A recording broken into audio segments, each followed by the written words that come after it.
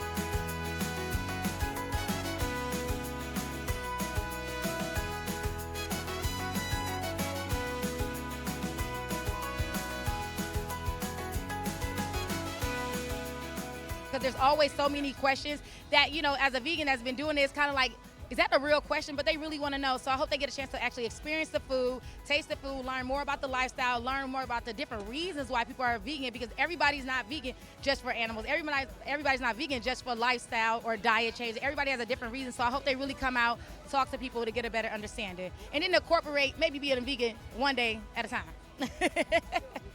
So we're all people who know. We know that the way that meat, dairy, and eggs is produced is really bad.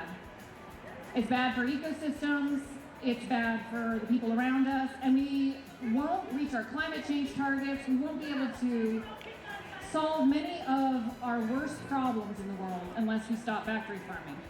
However, despite the fact that we know this, we are losing the narrative battle. I actually cannot handle dairy, so my dairy intolerance prompted me to start vegan baked goods specifically because my stomach couldn't handle it, and I wanted to make it very open for people with allergies and then also those that adhere to a plant-based and vegan lifestyle. Honestly, I believe that every living creature deserves a shot at happiness, and that's why I started. I love animals. I've always loved animals. I've been a pet person my whole life, and then when I got older and I started to experience and see how animals have been treated and how cruel people have been to animals, it made me not want to eat meat anymore because I love animals. I actually grew up vegan at the age of 7 years old. My parents turned vegan, and that was like 30-something years ago. And then I stopped being vegan when I got grown. And then about 6 years ago, I went back to the vegan lifestyle. I started off with a challenge to other people to do vegan. And since I was a chef, I gave them like free recipes. And I decided to do it with them. And then I just stuck with it again. Here we have seen many new people coming in. People are interested in making sure that the new concept of cruelty-free life, what we call ahimsa in India, which is helping animals as well. They also have a soul. We have a soul. And our books always talk about we are a soul, and Krishna is the super soul, who is our God. He has multiple names. Somebody can call him God, somebody can call him Krishna, somebody call him Jesus. It doesn't matter. Our master, our Lord is only one, and we are all here to serve him. We serve him in a different way. One of the services is giving a food which is good for stomach as well as your health, and also not creating any cruelty, not killing anybody else. So if you see our food, everything is made from the basic ingredients like rice, lentils, beans, vegetables, and little bit of spices, which makes it very tasty. And this is a healthy food which we offer to everybody. We're getting things together right here on this stage. Charlotte Veg Fest Cookout. Chef Julia. We're gonna count down from 5. You ready, Blues? I am ready. You ready, crowd? Y'all gonna count with me? Here we go. 5, 4, 3, 2, 1. Let's cook, baby. Let's cook. Let's cook. Let's cook.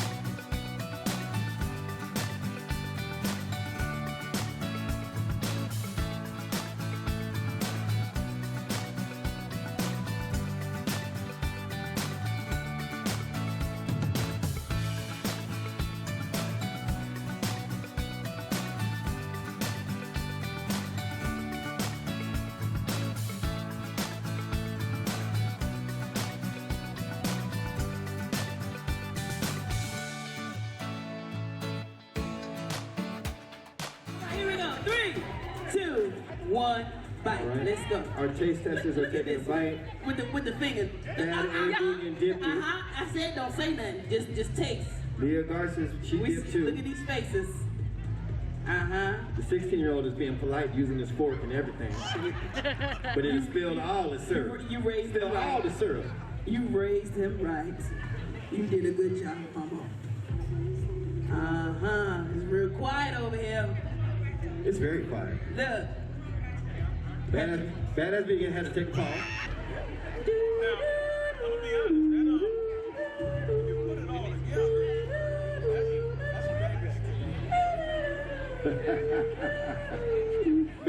Badass Vegan said, once you put it all together, that's some dangerous. The PG, please. Because I see it all in your face.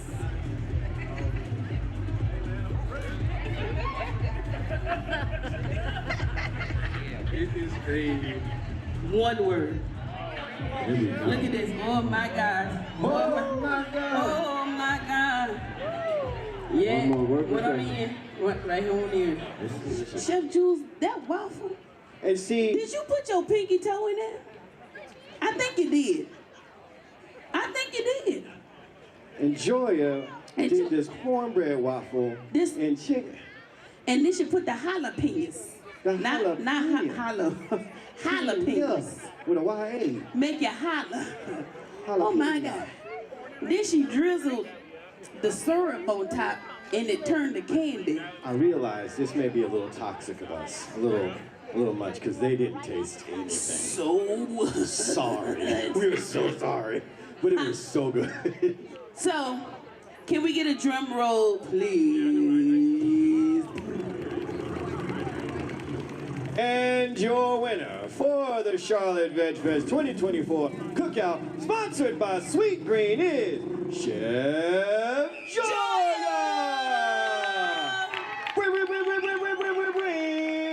It was a freaking tiebreaker. Listen, it was hard for y'all. It was hard for people to choose. So I just want y'all to know that at Charlotte Veg Fest, everyone is a winner. So, hey! Thank you, ladies. Everybody's a winner.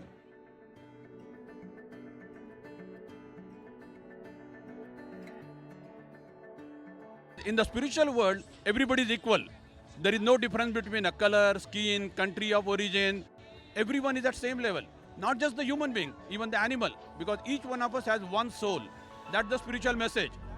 Now, when we say veganism, we are actually subscribing to that concept that we don't want to kill someone for my own enjoyment. The growth here in the vegan community has been like huge. And just even, like I said, the options and the newcomers, like every year is someone new, it's something different. So yeah, it's just growing nonstop. It's really about the mindset, just being open. I feel like whatever misconception or preconceived notions you once had, you just gotta throw them out the window because the palates can receive something delicious without the use of animal products. So my book took me all over the country. Visiting a sanctuary is a real chance to see animals living out their life with full agency, a glimpse into this different world that could be possible. And I don't know if this has ever happened to you, but often I'm asked, well, what do you want to happen to the farmed animals? Do you want them to go extinct? As if the only choice is them being extinct or extreme cruelty.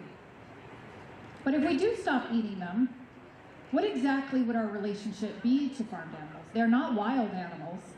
They rely on us. They're domesticated. And so I went to explore not just how meaningful their lives could be, but how meaningful our lives could be if we change that relationship. And so actually I came here to North Carolina to do that. And there's a wonderful sanctuary called Sisu Refuge. Has anybody heard of it? Check it out. It's really sweet.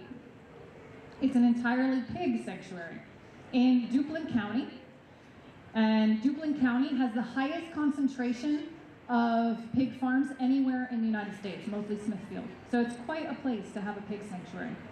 So Erica and Joseph, their lives took a turn. They lived in Jacksonville, North Carolina, and she was a volunteer firefighter, and he's a soon-to-be ex-Marine. And so they were people who embodied community service. And so when Hurricane Florence struck, they naturally went out into the community looking to see who needed help. And they were animal lovers. So as they went out, they were expecting to rescue dogs and cats, but what they got was a bunch of pigs. They found tons of pigs wandering around the neighborhoods. And if you've lived here during Hurricane Florence, I think you probably remember those images. So what had happened is the storm had torn through North Carolina, had torn through factory farms, and it freed any animal that could escape. But it tragically trapped all of the female pigs that were in the crates. They couldn't get out and they drowned. But the males got out, and they were known as the Hurricane Boys, as Erica affectionately calls them. And with 44 of those survivors, they started Sisu Refuge. And they were driven by this compassion. They bought this land in Duplin County, and they started to get other calls, road accidents, and what's known as truck jumpers. So Felix, the pig, was a truck jumper, and he had squeezed through that truck and jumped off the truck while it was moving and ran away, escaped, no doubt trying to get back to his mother. He had just come from a sow farm, and so just to illuminate the harsh reality he came from. Now, sows endure this cycle of confinement and gestation and farrowing crates, and they're denied their natural instincts. If you have ever seen a pig, they're just like us humans who they have a nesting behavior before they have their babies. And if allowed, they will build this tremendous nest, and it will be decorated with ferns and flowers and all kinds of things. It's incredible. But in a factory farm, they're denied all of that. They're on a concrete, wet, slatted floor in a crate. And this is what Felix escaped from. He narrowly escaped, and he ended up in the arms of Erica and Joseph. And I want to read a little bit from that. In just 2 weeks, Erica and Joseph took him not only into their home, but into their hearts. He slept in their bed with them. They swaddled him like a baby. They carried him around in a baby carrier, like one of those Bjorn ones. While they went around their business around the house and farm, it felt natural, and Felix did not object. After all he'd been through, he surrendered to the warmth and security of his new family. He had a couple bumps and bruises, but was in pretty good shape. His emotional state was another thing entirely. Erica recalls how depressed he was. He still tried to nurse on whatever, your arm or finger, whatever seemed viable, as he desperately searched for his mom. He missed her. But soon he came to love and find comfort and safety in his human family. Felix would actually fall asleep in Erica and Joseph's arms. And as Felix grew in confidence and strength, Erica and Joseph felt he was ready to go outside. They had a fenced-in halfway area where they put the pigs in before they went into the larger, freer, forested area. It's right next to their home, so they can keep a close eye on these more vulnerable pigs. Right away, Felix was so social and happy. He met the potbelly pigs first because they're small, and they were the welcoming party for new pigs, just beginning life outdoors. Felix got used to other pigs in the backyard before they introduced him to the bigger space. The pigs at the sanctuary are allowed to make their own families, their own friends, their own groups, and Erica tries not to intervene. Felix's chosen family were 4 pigs named Zeke, Stewie, Pierre, and Penelope. They bonded, Erica recalls. They would sleep together, and they would always hang out together, just swim and wallow in the mud. So I've told you 3 stories today from the impact factory farming has on 3 different sets of beings. And I think it's really important to remember that fact I told you right at the beginning, that most Americans, they look at a Tyson logo, they look at that plastic wrap meat, and they don't have a negative association, even though all the facts are out there. We have to change the narrative. The data is crucial for informed decision-making, but we need to combine it with powerful stories. We need stories to humanize data and to humanize the impact that factory farming is having, or animalize the data that impact that factory farming is having. I told these stories because knowing them, each of us, and my book is full of more stories, enables us to go beyond the data and the numbers, to really see, to feel, to know who suffers from factory farming. And it can inspire us to fight with a new collective narrative where factory farming is seen for what it is, which is truly one of the most destructive and cruel systems in human history. And in this, I think we have a chance of changing behavior and changing our future to create a more compassionate future. And I've told these stories today, the Haley family finding redemption in hemp, or Marisol's resilience in an unimaginable hardship and overcoming that, or Felix discovering love in his family with Erica and Joseph. They're not isolated tales. They're glimpses into realities that thousands, in the case of animals, billions suffer. But it's also their story of resilience, and it's a tale of the future we could have, where animals are treated with dignity, workers are valued, and farmers can thrive. This book is about perhaps retelling that story to our friends, to our neighbors, so next time when they walk down that aisle, they pass that logo, they pass that plastic wrap meat, and they go, no thanks, I'm gonna choose something else, because they have that story. We're very much driven much more by our heartstrings than our headstrings. And this book is about inviting people to have a new narrative about how meat, dairy, and eggs is produced. It's a call to action for all of us to tell stories and to try to change that dominant narrative. And the path forward isn't easy, but I certainly believe transformation is possible. Thank you, everyone.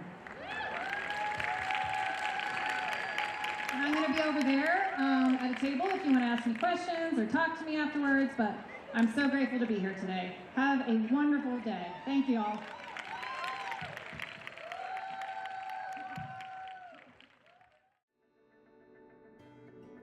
Veg Fest and the vegan community, I really love it because I believe it gives all of the creatives, everybody just to kind of come together, everybody just to kind of meet, socialize, and really be able to experience some amazing vegan culture and amazing vegan food. This community is very tight-knit, it's very supportive, it's very inclusive for those that are curious about veganism. It's just very open and very supportive community.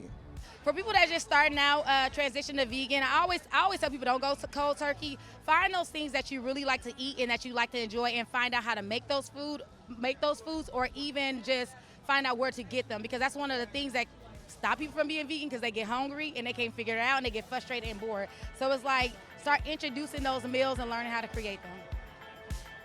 All right.